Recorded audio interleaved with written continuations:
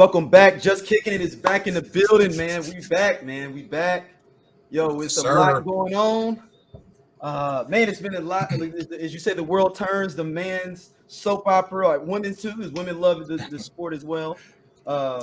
Let's jump right in, man. Frank is back. Frankie Lampard, Frankie. Man, I think that's a real good move by the board. Really? I'm surprised you're saying this. Yeah, I mean, interim status. Who can you bring in that's 100% comfortable? The staff knows him, the training ground. He knows it inside out. He's lived the legend career at the club. Knows a lot of the players, worked with a lot of the young players. I think now so many questions come up. Is Mason Mount now a starter again? The goalkeeping situation. He bought Mendy, remember? Yep. So does Mendy now become the starter over Kepa? Chilwell was one of his buys, right? So, I mean, was Zeke one of his buys too? I believe so. and you know how on the fringe he is, and so it's going to be incredible, man. I think 9 games I think is remaining, and you got Champions League. Listen, man, I think this is almost like one of those storybook endings. We come out of nowhere, we lift the Champions League, he wins, he goes 7-2 over the end of the Premier League and makes the board, answer some real tough questions. I can see that. So that's a worst nightmare scenario for them. That's why you don't bring him back. Because what if he does good in that small stretch? It's like, well, if you'd have gave him more tools in the first place, what would have happened? So now, I don't think that's a bad move, because I wouldn't roll anybody out there. We're just going to just pack it up, figure it out for next season. It's going to be interesting, man. But I tell you, I was just about to turn the tube off, stop watching. We'll get them next year. We'll take a look at preseason. But now I'm like, so this is a money grab. You think maybe to the extent where somebody was like, man, the ticket sale, Stamford Bridge might be a little dry. Let's pull this out. No. I really do think that it's a stroke of genius, because I'm not sure who you could bring in for this short amount of time that where the manager is going to even feel comfortable or be able to demand the respect of the players in such a short time period. This is perfect, man. The stars aligned. What is your percentage to beat Real Madrid in the Champions League? What are we looking at? I'm a supporter through and through. I know it is a long shot. I'm a realist at the end of the day, but this game, a couple of bounces, a deflection, these refereeing calls, VAR. Hey, it's not over. You got to be in it. You got to be in it. You got to be there to win. You got to be there. That's right. You got to be in there to win it, man. So, how do you feel? Do you think this season is like y'all have let go? This is the third manager in one season. This is unprecedented for a club to do. Yes and no. You're right. It's a lot of coming and going in one season, but ultimately at Chelsea, we are the results-oriented club, and we have never hesitated to make drastic changes. So it's more of the same, honestly. For Frank Lampard, I think he's going to be so motivated, man. This could really be his last shot. So I think he's going to throw everything and the kitchen sink at this opportunity, man. Yeah. Could you see Frank's going to somewhere? We'll talk about the bottom three here with Leicester City or something. Like, is this is this a good cameo for him? Well, Leicester City might not be up, so I'm saying. Yeah, but is this if they stay up? Is this a great way for him to be introduced into somewhere like that just made it above the cut, that stayed above, that will want a new manager? I'm not sure, man. For him, I think he's the kind of manager that needs those established higher level players. The sort of players that are going to bring some extra, and I don't think those bottom tier clubs really kind of have that, and they don't have the capability to bring in that sort of player. So I'm not sure he's the right kind of manager there. But you watch that bottom three, that that relegation battle real closely. What are your thoughts with all the managers that are out there? Does anybody want that? Nobody. I think Leicester City might end up going down, man. Yeah. And the sad part is, I don't know if they could come back up if they go down. Well, because they're going to have to sell. Madison's going to be gone probably. Yeah. Tielemans is going to be gone. Barnes is going to be gone. And Didi's going to be gone. I'm just naming off 5 or 6 guys that are going to be gone. DACA too. Yeah. So you can't pay them to wait. Unless unless they just gonna run in the red. I don't know. Maybe they do another cash infusion, to get back to the Premier League. Who knows how their board is looking at this, because everybody wants to be in the top flight. So maybe they say, damn, we dropped down. Let's go ahead and splash some cash, get back up to the PL and stay there to be able to generate money. And I mean, they did come out of the dark last time. So yeah. But it's just interesting to see if this happens, what these players go down. These guys want to be in the Premier League. So let's be real. Nobody wants to do a campaign down in the Championship. Yeah. No. It's going to be a fire sale, basically. It has to be. I mean, unless you're on huge wages where you're like, hey, it don't matter. Hey, let's just, but from the club perspective, it doesn't make sense to have you on huge wages playing at the Championship and they're not even generating the kind of revenue. Yeah, and you're not even getting any bread for it in this stint for it. So, yeah. So looking at that bottom, it's teams. You would think of someone like a Brentford would have been down by now. Like all the like you see those names at the bottom with Southampton, Leicester City. West Ham down there. I mean, Bournemouth, I could see them maybe going back down. But some of those names, you're like, wow. Like, this is where we are with 8 games left. Yeah, some big clubs, man, historic clubs. It's kind of crazy to see them in this position. I mean, you start looking at, West Ham, Everton. They're just hovering above, so. I mean, West Ham can't go down. There's too much bread put into that stadium. Oh, my God. That's just. I mean, that's the Olympic, even though they inherited that stadium, but still, that's just a gang of like this. London doesn't want any teams to go down as a city because it's just the vibrancy of the city, everything. But even they want more London clubs to be in the Premier League. Yep, and they will support them, and they definitely will support them. So, woo, man, that's real interesting, though. That really is. Yeah, man. So next up, man. Top 4, man. Manchester United has been in a disarray a little bit here, but we bounced back yesterday against Brentford. I still think top 4 we're good to go for. But it's interesting. One outside interesting to me is Brighton. Yeah. Can Brighton do the unthinkable? And Aston Villa. When you think about it, man, who would have thought Brighton and Aston Villa over Liverpool? Over Chelsea. I think but the thing with Brighton is, I think Aston Villa has a better chance to actually compete in Champions League than Brighton because I can see Brighton having a fire sale off season or some players be like, I'm ready to roll, and you're basically going in limp into a Champions League or a European trophy. Aston Villa has the tools already going for that Grealish bread to really thrive off of it. I feel like if you're talking about a team that's going to jump up and thrive in a European Cup situation. No, I agree with you. That's a good point. Yeah, they have the resources to make a big push where they could bring in some top-notch talent and really, they're probably unlikely to win it, but to make a good run and a good showing, and try to become a consistent, challenger for top 4. So, like you're saying, it's the next progression. It's the next step of consistently being in that 4 to 6 kind of range for them. It's achievable. Yeah. I mean, someone was writing an article saying Jack Grealish could end up being. If they could sell somebody else, with Suarez and Coutinho being sold for Liverpool for their next generation was. I could see that because I think that was what 130 for Jack, and if you sell somebody else for like 90, that's basically what Liverpool did with Coutinho and Suarez. You're right there, but again, on the other side of that coin, though, those kind of clubs like an Aston Villa have never been the real big spender. They've never brought in the top tier talent. You don't have the legacy of Liverpool to be able to pull somebody to be like, okay, cool, come through. We have a fan base and something tradition to make you want to come here. Exactly, it's different on that level. But like you say, if there's a huge cash infusion and you bring in the talent, maybe you change that. Maybe you change that culture overall.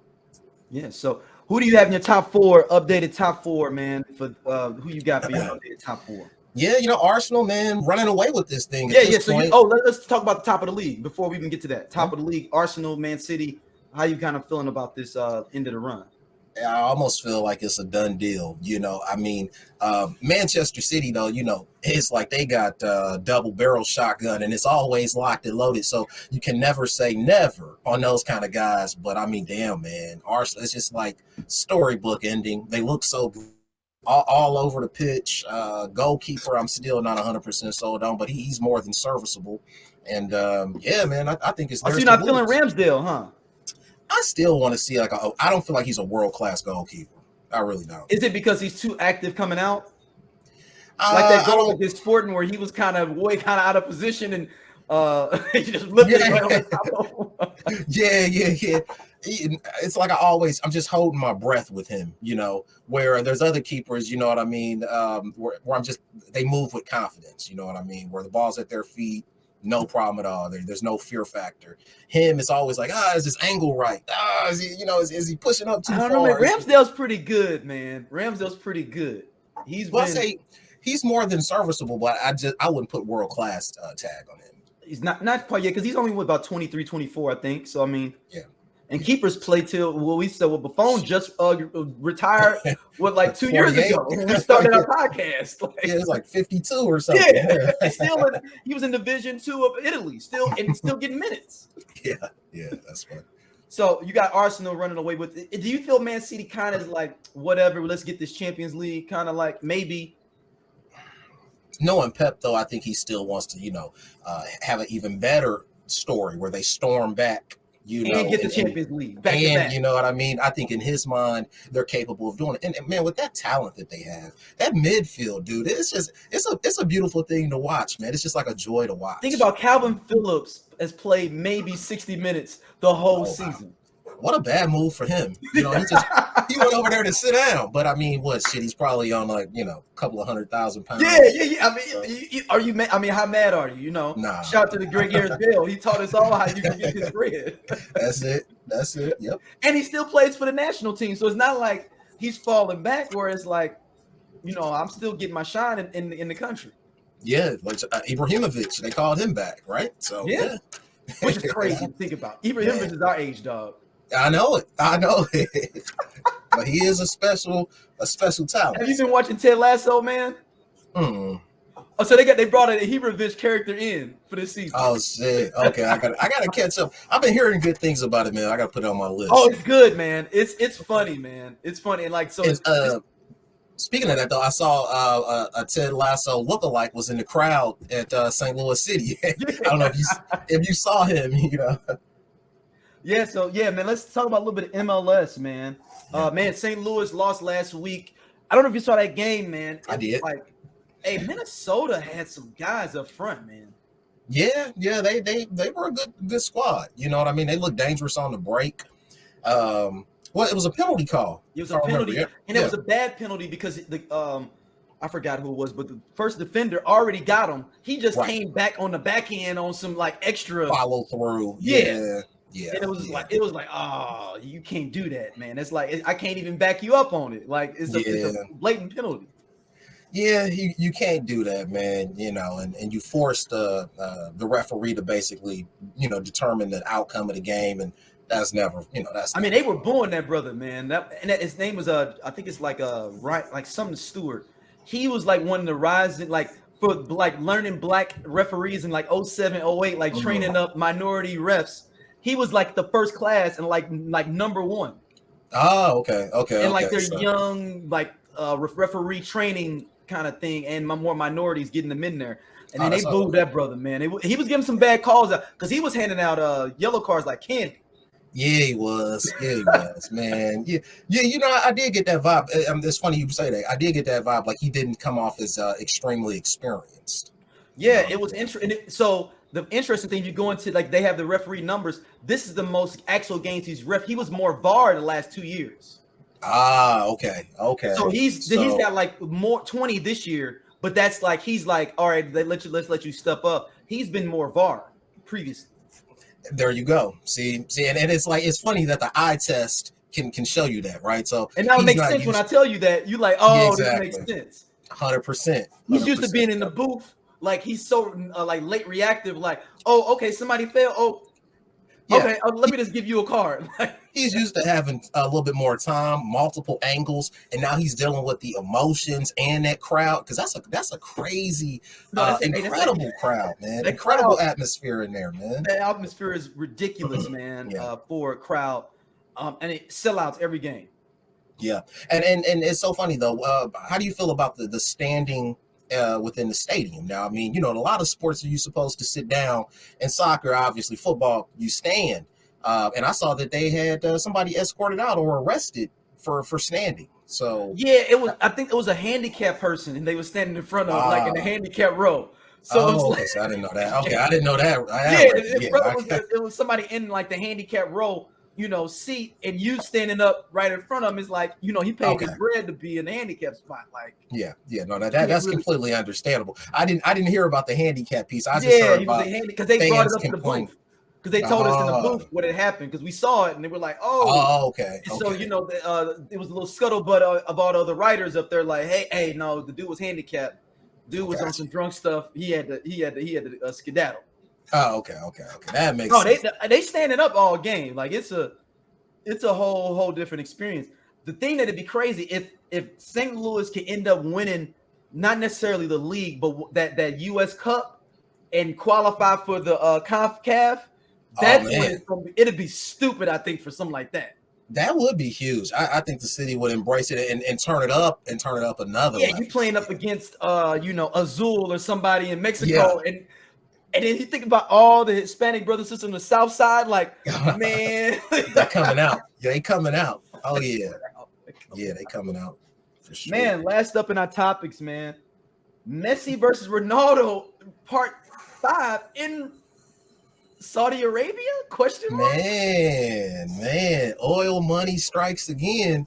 I think that's real interesting, man. And again, shout out to me and you, man. We've called this for what, 2 years now. Yeah. If it wasn't MLS, we said it sounds like it's going to be the Saudis or China. All three make a lot of sense, but with North or something. Could you imagine just the other kind of back end money from all the promotions of having Ronaldo and Messi, the photo shoots, the products that would really help that Saudi league, go to another level and way more eyeballs. And did you see that? I don't know if you saw the Instagram thing going around. The Saudis bought him a brand new Aston Martin, like 8-9 million Aston Martin, off just love because he got them in first place. Oh wow! Just off, and they showed him like leaving the club with. They were like, "Yo, his brand new Aston Martin via I think it's Aviv, whatever his club is." And you like, so that was that was the bonus. That's hard, man. Hey, and Messi got to be looking at it like, dang, he breading up on me, man. You know it, and he could probably ask for even more. So, and then they said that the Saudis may take a page out of the future of what the Super League would be, taking the Messi Ronaldo game and putting it in the US for that game. Oh, okay. Trying to get ahead of the hustle. Like we're gonna bring the league game because they're in the same league. They'll be in the same league. Bring one of the league games to New York City.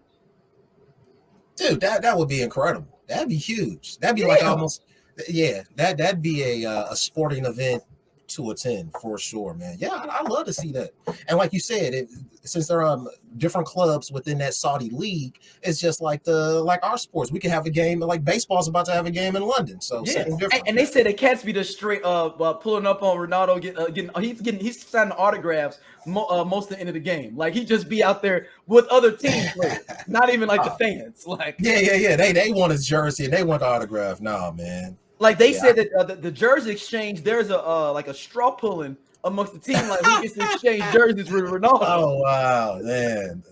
And that just shows legend status. That's what that shows for sure. Yeah, man. So man, let's go top 4 as we always end our shows. Your updated top 4 for this week. Yeah, man, Arsenal got to definitely be tops. Man City, I think, is right there. There's 2 leagues right now. There's them 2, and then kind of. The next set. The rest of the bunch.